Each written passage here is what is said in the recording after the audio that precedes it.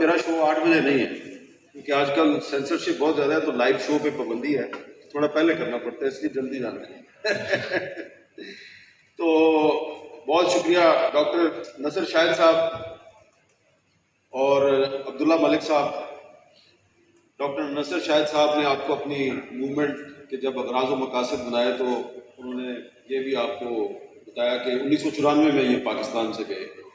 جب انہوں نے 1994 کا ذکر کیا تو مجھے بھی 1994 یاد آ گیا۔ میں اس وقت ایک نوجوان صحافی تھا اور پہلی دفعہ 1994 میں ایک آرٹیکل لکھنے کی وجہ سے مجھے نوکری سے فارغ کیا گیا۔ تو اس وقت مجھے یاد ہے کہ مجھے ہمارے جو کچھ دوست تھے اسلام آباد میں، انہوں نے کہا جی پاکستان کا مستقبل جو ہے وہ بڑا مخدوش ہے، ادھر جو جمہوریت ہے یہ برائے نام ہے، بہتر آپ یہ ملک چھوڑ دیں۔ اور پھر انہوں نے مجھے ایک ڈپلومیٹ سے ملوایا، اور ڈپلومیٹ نے مجھے میرے کچھ کہے بغیر ہی پورا طریقہ کار بتایا، آپ اس طرح کریں، یہ کریں، اس طرح اپلائی کریں، یہ لیٹر لیں اور ہم آپ کو پولیٹیکل اسائلم دلوا دیں گے۔ لیکن دل نہیں مانا، اور اس کے بعد بھی بہت سے ایسے موقع ملے۔ ایک واقعے کا ذکر کیا ہے ملک صاحب نے، تو وہ بھی کیونکہ چودھری اعتزاز صاحب یہاں بیٹھے ہیں تو میں آپ کو بتانا چاہتا ہوں کہ ایک دن چودھری اعتزاز صاحب جو ہیں وہ مجھے ہاسپٹل میں دیکھنے آئے، آغا خان ہاسپٹل کراچی میں۔ تو میرا خیال ہے وہ 5واں 6واں دن تھا، لیکن اس وقت بھی خون بہت نکل رہا تھا میرے زخموں میں سے۔ تو چودھری صاحب نے مجھے دیکھا تو چودھری صاحب جو ہیں وہ فرق جذبات کی وجہ سے اور میرے سے محبت کا ایک رشتہ ہے ان کا، یہ رونا شروع ہو گئے۔ اب یہ میرے سرانے بیٹھ کے روئے جا رہے ہیں، اور میں اتنے دن سے رویا نہیں تھا، تو میں بھی چودھری صاحب کو دیکھ کے میں نے بھی رونا شروع کر دیا۔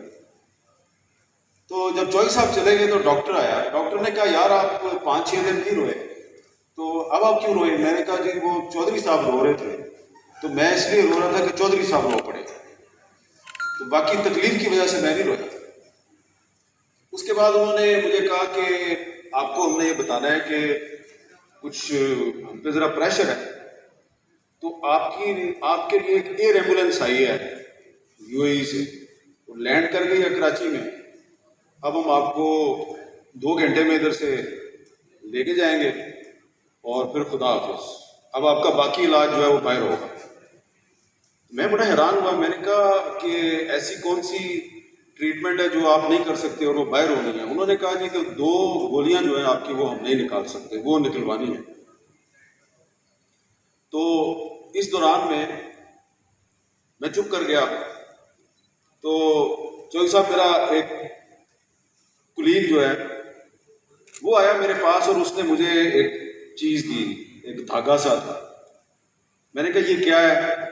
اس نے کہا یار نیچے ہاسپٹل کے لان میں بہت سے لوگ آپ کے لیے دعائیں مانگ رہے ہیں، تو یہ کوئی غریب عورت ہے بلوچستان کی ہے، یہ اس نے کوئی کہا کہ یہ امام زامن ہے 5-10 روپے کا، یہ اس کو دے دو۔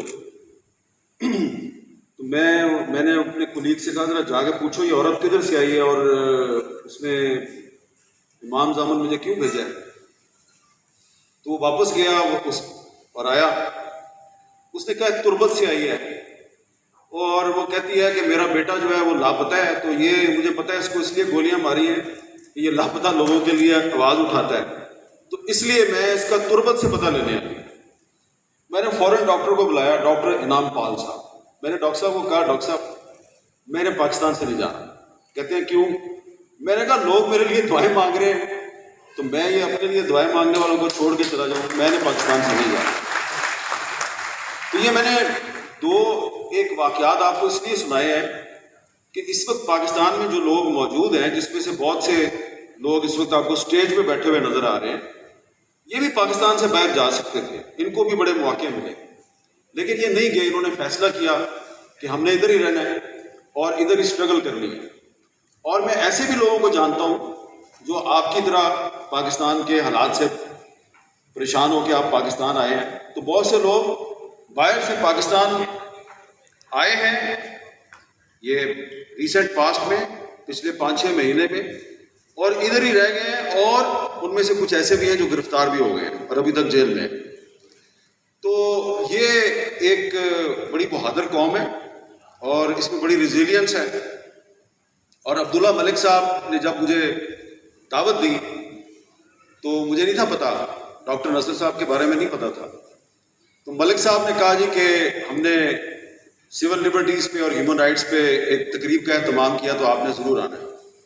تو میں نے یہی سوچا کہ یہ تو عبداللہ ملک ہے، یہ تو جب پرویز مشرف کے دور میں مجھ پر پابندی لگی تھی اس وقت بھی یہ ہمارے ساتھ تھا، بعد میں جب بھی پابندی لگی 2 سال پہلے بھی جب میرے پہ پابندی تھی عمران خان صاحب کے دور میں تو اس وقت بھی یہ ہمارے لیے مظاہرے کرتے تھے. تو آج بھی انہوں نے لوگوں کو اکٹھا کیا ہوا ہے. تو جن مقاصد کے لیے انہوں نے آج ہم سب کو یہاں اکٹھا کیا ہے وہ کوئی نئے مقاصد نہیں ہیں.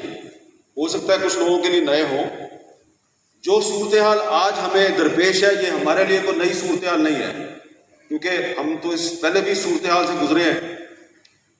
تو عبداللہ ملک صاحب کے نہ مقاصد نئے ہیں، نہ جس صورتحال کے خلاف وہ آواز اٹھا رہے ہیں نہ وہ صورتحال نہیں ہے. صرف جن لوگوں نے یہ صورتحال کریٹ کی ہے ان کے چہرے بدل گئے، اور وہ جو چہرے ہیں وہ ایک اسکول آف تھاٹ ہے، ایک مکتبہ فکر ہے. ان کا تعلق اس مکتبہ فکر سے ہے. اور بڑے ہی ادب کے ساتھ آپ نے ڈاکٹر صاحب قومی مفاد کا ذکر کیا. میں قومی مفاد کو نہیں مانتا. آپ نے کہا کہ ذاتی مفاد کو قومی مفاد پہ ترجیح نہ دیں. قومی مفاد کوئی چیز ہے ہی نہیں ہے. اصل چیز ہوتی ہے پبلک انٹرسٹ، عوامی مفاد ہے اصل چیز. قومی مفاد کے نام پہ آپ کوئی بھی جھوٹی کہانی گھڑ سکتے ہیں، جیسا کہ آج کل بھی آپ کو بہت سی کہانیاں سنائی جاتی ہیں. ٹھیک ہے، تو عوامی مفاد کے نام پہ آپ جھوٹ نہیں بول سکتے، کیونکہ یہاں پہ 2 بہت بڑے کانسٹیٹیوشنل ایکسپرٹ بیٹھے ہوئے ہیں. تو جو 184(3) ہے کانسٹیٹیوشن کا ایک آرٹیکل ہے، تو اس میں بھی پبلک انٹرسٹ کا ذکر ہے، عوامی مفاد کا ذکر ہے. تو عوام ہوں گے تو قوم بنے گی نا. جب عوام ہوں گے تو قوم بنے گی. یہاں پہ کہتے ہیں کہ قومی مفاد پہلے ہے اور عوام بعد میں ہے. ہم یہ سمجھتے ہیں کہ پہلے عوام ہے اور پھر قومی مفاد ہے. جو عوام کا مفاد ہے وہ قومی مفاد ہے. تو اس لیے میں نے صرف لمبی گفتگو نہیں کرنی، میں نے صرف یہ کہنا ہے کہ ہمارے سامنے جو سوالات رکھے گئے ہیں یہ سوالات بھی ہمارے لیے نئے نہیں ہیں، لیکن کیونکہ آپ لوگ جو ہیں آپ نے نو اور نیور کے نام سے ایک موومنٹ شروع کیا ہے جس پہ ہم آپ کے شکر گزار ہیں، اپریشیٹ کرتے ہیں. لیکن اس میں مایوسی کی بات نہیں ہے. آپ نے کہا کہ 75 سال میں اتنا جبر آپ نے پہلے نہیں دیکھا جتنا آج دیکھ رہے ہیں. میرا خیال ہے کہ جب میں جنرل ضیاء الحق کے زمانے میں صحافت میں آیا تھا تو اس وقت بھی ایسا ہی جبر تھا. اور اس زمانے میں ہم جن بزرگوں کے ساتھ مل کر مال روڈ پر پولیس کی لاٹھیاں کھاتے تھے، ایک دفعہ مجھے یاد ہے کہ یہ ظفر اللہ صاحب بیٹھے ہیں یہاں پہ، یہ بھی میرے ساتھ گورنمنٹ کالج میں پڑھتے تھے، اور یہ اتفاق سے مظہر بلال صاحب بھی گورنمنٹ کالج لاہور کے سابقہ طالب علم ہیں. تو ہم سارے اولڈ راویین ہیں، اور چودھری صاحب اور کوسا صاحب بھی اولڈ راویین ہیں. ایک دفعہ یہ 1983 کی بات ہے، 1983 کی بات ہے کہ ہمیں پتہ چلا کہ آج مال روڈ پہ کوئی وکیلوں نے جلوس نکالنا ہے، اور جنرل ضیاء الحق کا زمانہ تھا تو وہاں پہ خواتین کے حقوق کے لیے بھی بات ہوگی. تو میں جناب کالج سے بھاگ کے کلاسیں چھوڑ کے میں اس جلوس میں پہنچ گیا. جب میں نے اس جلوس میں پہنچا تو میں نے دیکھا وہ میرے والد صاحب بھی ادھر پہنچے ہوئے ہیں جو یونیورسٹی کے پروفیسر ہیں. تو میں نے دل میں سوچا یار یہ بندہ یونیورسٹی کا استاد ہے، اس کا کیا کام ہے اس مظاہرے میں. اور اتنی دیر میں ادھر حبیب جالب صاحب بھی آ گئے، آسمہ جہانگیر بھی آ گئی، اور چودھری صاحب کی اہلیہ ہماری بھابھی بشرا اتجاز صاحبہ وہ سب سے آگے آگے. اور تھوڑی دیر میں جناب جالب صاحب نے کوئی نظمیں پڑھی اور اس کے بعد پولیس کا لاٹھی چارج شروع ہوا. تو بشرا آپا اور آسمہ جہانگیر اور حبیب جالب سب کو مار پڑ رہی ہے اور بیچ میں ہمیں بھی مار پڑ رہی ہے. تو اس کے بعد وہ ایک لمبی کہانی ہے، وہ کبھی چودھری صاحب آپ کو سنائے تو زیادہ بہتر ہے، کہ چودھری صاحب با جماعت پورے خاندان سمیت جدوجہد کر رہے تھے، بیوی بھی مار کھا رہی ہے اور چودھری صاحب بھی جیل میں تھے. تو وہ ایک دور بھی، میں نے آپ کو ایک چھوٹا سا واقعہ یہ سنایا کہ وہ بھی ایک جبر کا دور تھا، اس کو ہم نظر انداز نہیں کر سکتے. پھر اس کے بعد جو جمہوری حکومتیں آئیں ان کے ادوار میں بھی یہ جبر کا سلسلہ جاری رہا. پھر پرویز مشرف کا دور، آپ یہ مت بھولیں کہ پرویز مشرف کے دور میں جو پاکستان میں انفورس ڈس اپیرنسز، جبری گمشدگیوں کا جو سلسلہ شروع ہوا وہ آج تک جاری ہے. اس وقت بھی کوئٹہ پریس کلب کے باہر، ابھی جب میں آپ سے بات کر رہا ہوں، کوئٹہ پریس کلب کے باہر ایسے خاندان بیٹھے ہوئے ہیں، ایسی عورتیں اور ایسے بچے جو ہیں وہ اس وقت وہاں پہ بھوک ہڑتال میں بیٹھے ہوئے ہیں آج بھی، جن کے والدین کو پرویز مشرف کے دور میں اٹھایا گیا 2001 میں، 2002 میں، 3، 4، 5، 6، 7، 8، اور وہ بندہ بیچتا رہا. جہاں سے آپ آئے ہیں نا ان ممالک کو بیچتا رہا. تو آپ جا کے ان سے پوچھیں کہ جبر کیا ہوتا ہے. تو اور وہ سلسلہ آج تک جاری ہے، اور یہ آئین کے آرٹیکل 10 کی خلاف ورزی ہے. آرٹیکل 10 کہتا ہے کہ آپ کسی کو گرفتار کرتے ہیں تو 24 گھنٹے میں اس کو آپ کورٹ میں پیش کریں. تو پہلے تو ہمارے بہت سے دوستوں کو یہ نہیں تھا پتہ، اب پچھلے 1 سال میں اور خاص طور پہ پچھلے 2 مہینے میں بہت سے لوگ جو ہیں ان کو پتہ چلا ہے کہ یہ جو ہم آواز اٹھاتے تھے جبری گمشدگیوں کے خلاف، اور یہ عبداللہ ملک صاحب مظاہرے کرتے تھے، کیا وجہ تھی؟ جب ہم پہلے کہتے تھے مسنگ پرسنز کا سلسلہ بند کیا جائے تو ہم غدار تھے اور ہمارے ساتھ ذاتی لڑائی تھی. تو یہ آئین کا آرٹیکل 10 سے لے کے 19 تک، باقی بھی آرٹیکل ہیں، 10 سے لے کے 19 تک جو آرٹیکل ہے، ان آرٹیکلز میں جو ہیومن رائٹس انشور کیے گئے ہیں ہمارے کانسٹیٹیوشن میں، ان کی وائلیشن آج سے نہیں ہو رہی، سال ہر سال سے ہو رہی ہے. لیکن اب آپ پوچھیں گے کہ جناب اس کے باوجود امید کدھر ہے؟ اور میں آپ کے سامنے اگر کھڑا ہوں تو میں پاکستان سے کیوں نہیں بھاگا، اور میں کیوں کہہ رہا ہوں کہ ہم ابھی تک لڑیں گے؟ اس کی وجہ بڑی سمپل ہے کہ 1956 کا آئین ٹوٹا، واپس نہیں آیا. 1962 کا جو صدارتی آئین تھا وہ خود ہی آئین بنانے والے نے توڑ دیا، واپس نہیں آیا. یہ جو 1973 کا کانسٹیٹیوشن ہے یہ بار بار واپس آتا ہے. اس کو 1977 میں جنرل ضیاء الحق نے توڑا، اور پھر وہ مجبور ہوا کہ الیکشن کروائے، اور پھر ایک غیر جماعتی اسمبلی اس نے اس آئین کو پورا بحال نہیں کیا لیکن بحال تو کیا. اس کے بعد Pervez Musharraf, darling of the United States of America, تو وہ جو ڈارلنگ تھی ویسٹ کی، اس نے 1999 میں بھی اس آئین کی خلاف ورزی کی اور پھر 2007 میں بھی خلاف ورزی کی. 1999 میں بھی یہ آئین واپس آیا اور 2007 میں اس نے خلاف ورزی کی، پھر واپس آیا. اور آج جب کہ میں آپ سے بات کر رہا ہوں تو یہ آئین بظاہر موجود ہے لیکن یہ موجود نہیں ہے کیونکہ اس کی خلاف ورزی ہو رہی ہے. تو میری نظر میں جب سے 2 صوبائی حکومتیں توڑی گئی اور 90 دن کے اندر الیکشن نہیں ہوا تو یہ ایک بہت بڑی وائلیشن ہے کہ 90 دن کے اندر الیکشن نہیں ہوا، اور یہ آئین کی بہت بڑی خلاف ورزی ہے. اس لیے میں سمجھتا ہوں کہ یہ آئین ایک طرح سے ہے بھی ہے اور نہیں بھی ہے. پاکستان میں جمہوریت ہے بھی ہے اور نہیں بھی ہے. تو یہ آئین جو ہے یہ معطل ہے، لیکن مجھے یقین ہے کہ یہ آئین جو ہے یہ اپنی طاقت کو منوائے گا، کیونکہ یہ واحد آئین ہے جو عوامی طاقت سے بنایا گیا. تو یہ اپنی ہیٹرک مکمل کر چکا ہے، 3 دفعہ بحال ہوا ہے اور اب 4تھی دفعہ پھر معطل ہے.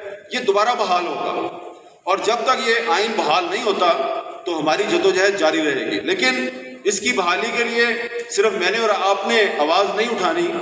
یہ آئین جو ہے یہ بار بار معطل کیوں ہوتا ہے؟ کیونکہ پارلیمنٹ کمزور ہے، کیونکہ جوڈیشری جو ہے وہ اس کا ایک پولیٹیکل ایجنڈا ہے. میرے دوست مظہر برلاس نے سفیدے کے درخت کا ذکر کیا. آپ جانتے ہیں نا سفیدہ کا درخت جو ہوتا ہے، سفیدے کا درخت جو ہے یہ کیوں پاکستان میں انٹروڈیوس کیا گیا ہے؟ یہ دراصل نظریہ ضرورت ہے. سفیدے کا درخت اس لیے لگایا جاتا ہے کہ یہ جلدی لمبا ہو جاتا ہے, یہ جلدی آسمان کی بلندیوں کو چھوتا ہے. لیکن پرندے اس درخت پہ گھونسلہ کیوں نہیں بناتے؟ اس لیے کہ سانپ بڑی آسانی سے اس درخت پہ چڑھ سکتا ہے اور گھونسلے میں جو انڈے ہوتے ہیں پرندوں کے ان کو کھا سکتا ہے. تو کیکر کا درخت جو ہے, جو کہ ہمارا دیسی درخت ہے, اس میں کانٹے ہوتے ہیں. سانپ کیکر کے درخت پہ بڑی مشکل سے چڑھتا ہے, تو اس لیے پرندہ جو ہے وہ کیکر کے درخت پہ اپنا پرندہ بناتا ہے. تو یہ پاکستان میں نظریہ ضرورت کی وجہ سے جمہوریت کی فصل جو ہے اس کے ارد گرد بہت سے سفیدے کے درخت لگائے گئے ہیں. اور سانپ آپ کو پتہ ہے کون ہے, وہ بار بار جو ہے وہ چڑھتا ہے اوپر درخت پہ آسانی سے اور انڈے کھا جاتا ہے جمہوریت کے. تو اس لیے میں اتفاق کرتا ہوں مدر برلاس سے کہ جو سفیدے کا درخت ہے یعنی کہ نظریہ ضرورت ہے, اس کو جڑ سے اکھاڑ کے پھینک دینے کی ضرورت ہے. اور کیکر کا درخت بشک اس میں کانٹے ہیں, لیکن وہ کانٹوں والا درخت ہے تو اپنا نا, اور وہ سانپ کا راستہ تو روک سکتا ہے. تو اس لیے ہمیں جو نظریہ ضرورت ہے اس سے جان چھڑانی ہے.